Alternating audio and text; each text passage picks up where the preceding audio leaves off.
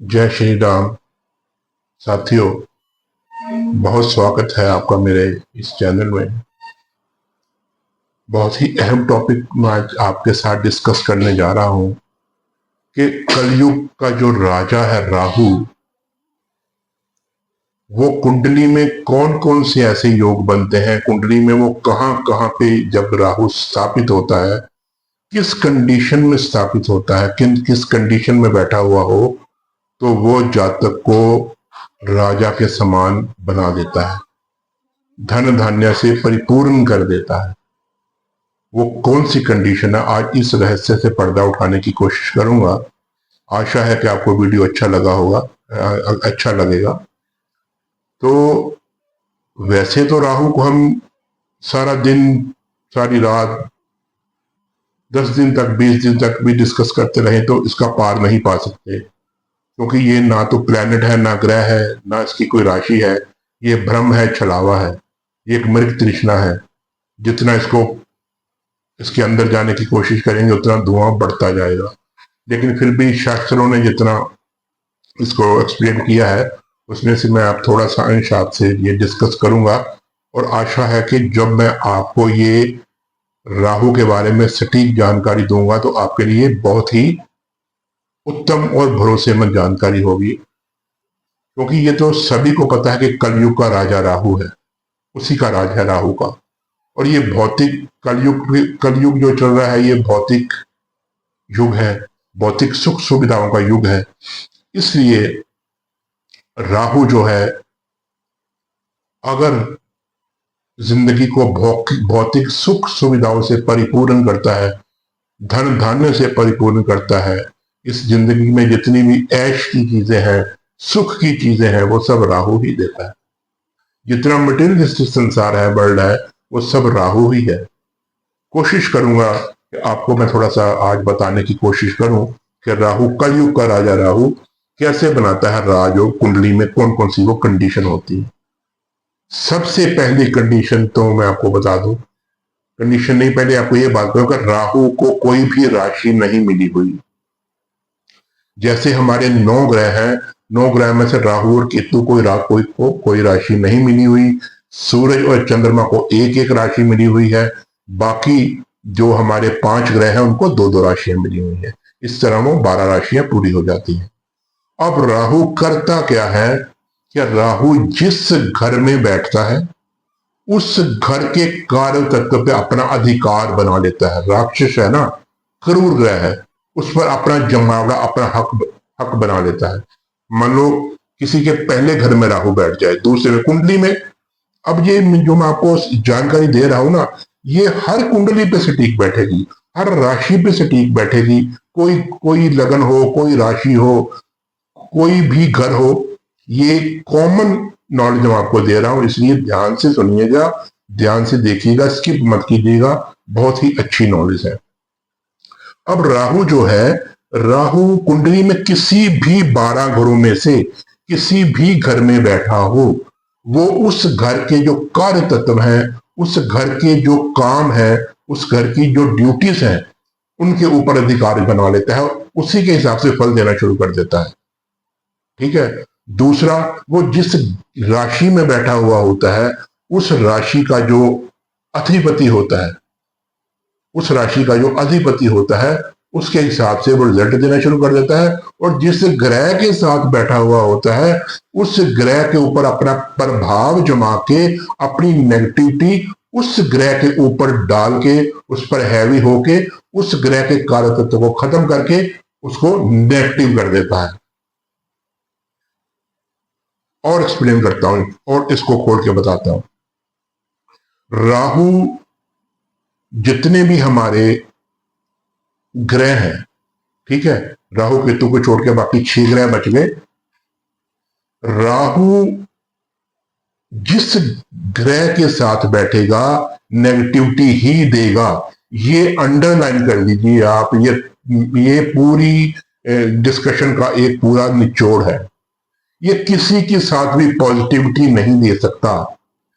सूर्य के साथ, चंद्र के साथ, बुध के साथ और अपने शुक्र के साथ, शनि के साथ, ठीक है, जितने भी ग्रह हैं, जितने भी ग्रह हैं वो ये किसी के साथ बैठ जाए, ये उस ग्रह की नेगेटिविटी को, उस ग्रह को नेगेटिव करके और उस ग्रह का नेगेटिव असर आपकी जन्म कुंडली पर डाल देता है। इसलिए ये किसी भी ग्रह के साथ इसकी युति अच्छी नहीं मानी गई। अपनी अपनी कुंडली चेक करिए, साथ में जो मैं बता रहा हूं, नहीं मानी गई। पहली कंडीशन तो ये हो गई, ठीक है।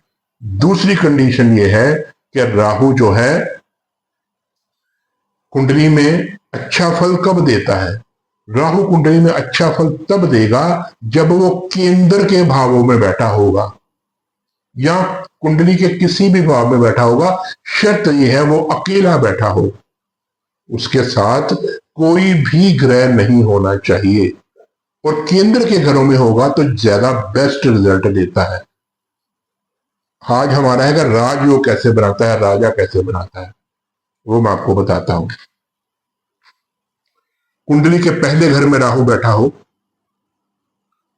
चौथे घर में राहु बैठा हो, 10वें घर में राहु बैठा हो, 5वें घर में राहु बैठा हो, 9वें घर में राहु बैठा हो, तो ये अति उत्तम फल देता है। 7वां घर ये भी केंद्र का घर है, ठीक है। मैंने इसको नहीं लिया क्योंकि ये दाम्पत्य जीवन का घर है, दाम्पत्य सुख का घर है।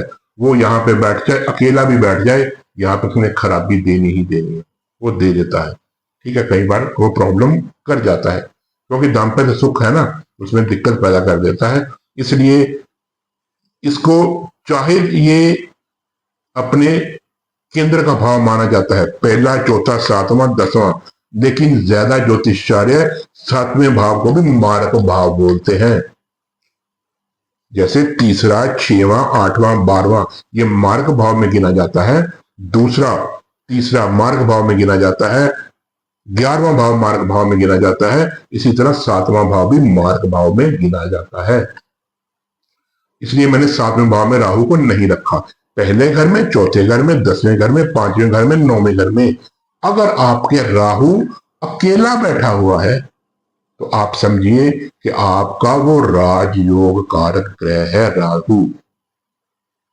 पहले घर में बैठ जाए तो इंसान को, ये घर में बाद में डिस्कस करता हूं। एक तो कंडीशन ये होगी, दूसरी कंडीशन क्या अप्लाई होगी कि राहु के ऊपर किसी भी पाप ग्रह की दृष्टि नहीं पड़नी चाहिए। केतु की तो पड़ेगी, केतु पाप ग्रह नहीं है। शनि की, मंगल की, सूर्य की, ठीक है, इन ग्रहों की दृष्टि नहीं पड़नी चाहिए। शनि पाप ग्रह है, मंगल सूर्य क्रूर ग्रह है, इनकी दृष्टि नहीं पड़नी चाहिए। अगर राहु इन घरों में अकेला बैठा हो, उसके ऊपर जो हमारे अच्छे ग्रह हैं, पवित्र ग्रह हैं, बृहस्पति, चंद्रमा, शुक्र, बुध, इनकी दृष्टि पड़ जाए तो फिर ये राहु और ज्यादा पॉजिटिव हो जाता है और ये आपको पूरा वो सुख सुविधाएं, ऐश आराम देगा जिसकी आपको जीवन में कल्पना आपने की होगी। मान लीजिए राहु पहले घर में आपका अकेला बैठ गया, इसके ऊपर जितने अच्छे ग्रहों की दृष्टि पड़ेगी, बृहस्पति की पड़ गई, ऊपर से मंगल की भी पड़ गई, बुध की भी पड़ गई और इसके साथ चंद्रमा की दृष्टि भी पड़ गई, तो ये बहुत ही उत्तम कारक ग्रह आपको फल देगा। पहले घर में राहु बैठा हो तो आपको इतनी शार्प माइंड बना देगा, आप इतने शार्प होंगे कि आपको दुनिया में कोई जीत नहीं पाएगा, आप हमेशा नंबर 1 रहेंगे। वो घरों की डिस्कशन वो नंबर घंटी पीरियड हो जाएगा। बस मैं ये बताना चाहता हूं कि राहु आपको राजा कैसे बनाता है। पहले घर में, चौथे घर में, 10वें घर में, 5वें घर में, 9वें घर में राहु अकेला बैठा हो और उस पर शुभ ग्रहों की दृष्टि हो, ठीक है, 7वीं हो, 5वीं हो, 9वीं हो, ये तो बहुत ही बेस्ट रिजल्ट देता है राहु। इसके अलावा राहु जो है जिस घर में बैठा हुआ है, मैंने कहा कि उसके साथ कोई ग्रह नहीं होना चाहिए, लेकिन वो जिस घर में बैठा हुआ है उस घर का राशिपति का स्वामी जैसे राहु मान लीजिए किसी के यहां लीजिए चौथे घर में राहु बैठ गया, चौथे घर में राहु बैठ गया और यहां पे 8 नंबर राशि लिख दी।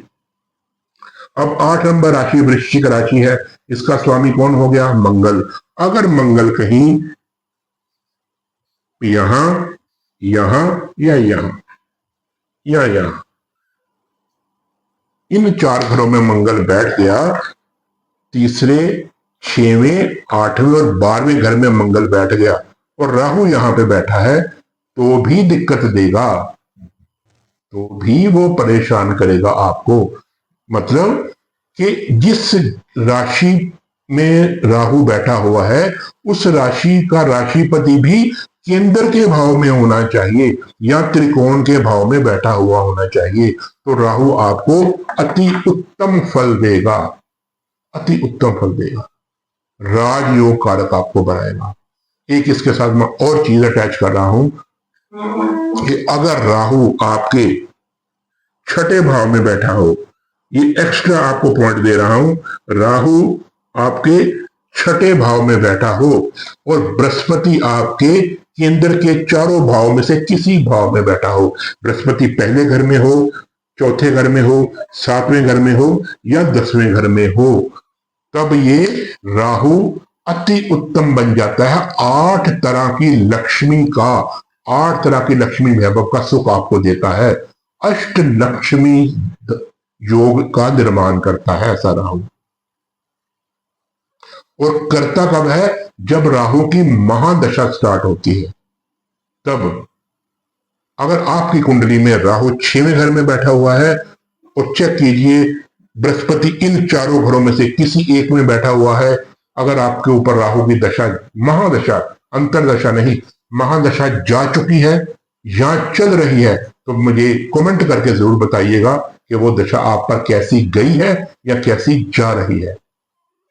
या राहु केंद्र के भाव में अकेला बैठा हुआ है, त्रिकोण के भाव में अकेला बैठा हुआ है, उसके ऊपर शुभ ग्रहों की दृष्टि है और वो जिस राशि में राहु बैठा हुआ है उस राशि का राशिपति भी अच्छी अवस्था में है, 3, 6, 8 और 12 घरों में नहीं बैठा हुआ, केंद्र के घरों में बैठा हुआ है, तब मुझे बताइएगा कि राहु आपको कैसा रिजल्ट दे रहा है। राहु हमेशा जब भी बैठा होगा, अकेला बैठा होगा तो उत्तम रिजल्ट देगा। ये थी राहु की पॉजिटिविटी की जानकारी शॉर्ट में कि राहु अरबपति करोड़पति कैसे बनाता है इंसान को। यहां बैठा हुआ होगा, आपकी शख्सियत को 4 चांद लगा देगा, आपके बराबर कोई भी नहीं खड़ा हो पाएगा, आपको वो इतना शार्प माइंड, शार्प बुद्धि हाजिर जवाब कर देगा, आपकी पर्सनैलिटी को इतना रहस्यमय कर देगा, सभी आपकी तरफ खींचे चले आएंगे जैसे किसी ने हिप्नोटाइज किया हो, आपने दुनिया हिप्नोटाइज कर दी हो, ऐसा व्यवहार होगा।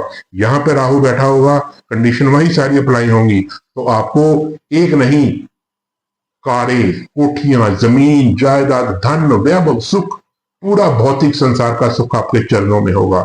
10वें भाव में बैठा होगा, आप बहुत ही कहीं बड़े ऑफिसर लगे होंगे, प्रोफेशन में जहां काम करते होंगे, आपको इतना बड़ा रुतबा मिलेगा, आपके सामने आपके बॉस भी आंख झुका के बात करेंगे, आपके बॉसेस भी आपसे सलाह मशवरा और राय लेके अपना काम करेंगे, आपका वहां पे जलवा देखने के लायक होगा। अगर यहाँ पे राहु बैठा होगा अकेला, तो आप कोई बड़े राजनेता हो सकते हैं, मंत्री हो सकते हैं, ठीक है, कोई एमएलए तो बहुत छोटी बात है, एमपी बहुत छोटी बात है, किसी सेंटर के मिनिस्टर, अपनी गवर्नमेंट ऑफ सेंटर के मिनिस्टर हो सकते हैं, स्टेट गवर्नमेंट के मिनिस्टर हो सकते हैं, अपने सीएम तक हो सकते हैं, अगर राहु यहाँ पे बैठा हुआ होगा। जनता जनार्दन में आपकी सेवा बहुत ज्यादा होगी। यहां पे राहु बैठा होगा अकेला, तो आपकी बुद्धि इतनी शार्प होगी, आपकी बुद्धि इतनी शार्प होगी कि कोई आपकी बात की काट नहीं कर सकता, इतनी हाजिर जवाब होगी कि आपके क्वेश्चन का कोई आंसर नहीं दे पाएगा, ठीक है, इतनी ज्यादा आप शार्प बुद्धि होंगे। और यहाँ पे राहु और बैठा होगा, आपको हर वो सुख मिलेगा, आपकी इच्छाएं पूरी होंगी, ठीक है, बहुत ही अच्छा पॉजिटिव रिजल्ट देगा। यहाँ पे राहु बैठा होगा 9वें घर में, तो आप बिल्कुल धर्मात्मा, ये नहीं कि राहु नेगेटिविटी देगा, पॉजिटिविटी भी देगा, कंडीशन वही सारी अप्लाई होंगी। यहाँ पे राहु बैठा होगा, आप बहुत ही धर्मात्मा होंगे, अच्छे कर्म करने वाले होंगे, आपके पिता भी अच्छे कर्म करने वाले होंगे, ठीक है, पिता सपोर्ट करने वाले होंगे, बहुत ही अच्छा धन धान्य आपको देगा। और उसके बाद मैं वैसे इस पे राहु पे मैं 3-4 वीडियो लेके आ रहा हूँ। इसके अलावा बाकी घरों में जब राहु बैठता है तो वो क्या क्या नेगेटिव चीजें देता है, और उसके बाद मैं और वीडियो लेके आऊंगा कि नेगेटिव पॉजिटिव दोनों इकट्ठी कैसे देता है। ये तो टोटल पॉजिटिव होगी ना, और मैं डिस्कस करूंगा कि नेगेटिव कैसे देता है, राहु नेगेटिव कैसे होता है टोटल, और उसके बाद राहु सेमी कैसे होता है, 50-50, नेगेटिव भी होता है पॉजिटिव भी होता है, वो भी कैसे होता है। उसके बाद मैं वो वीडियो लेके आपके सामने बहुत जल्दी हाजिर हो रहा हूँ। आशा हूं कि आपको ये वीडियो अच्छी लगी होगी। कृपया मुझे कमेंट बॉक्स में जरूर बताइएगा कि आपकी इस जो मैंने डिस्कस की है इसके बारे में आपकी क्या राय है। इजाजत दीजिए। जय श्री राम।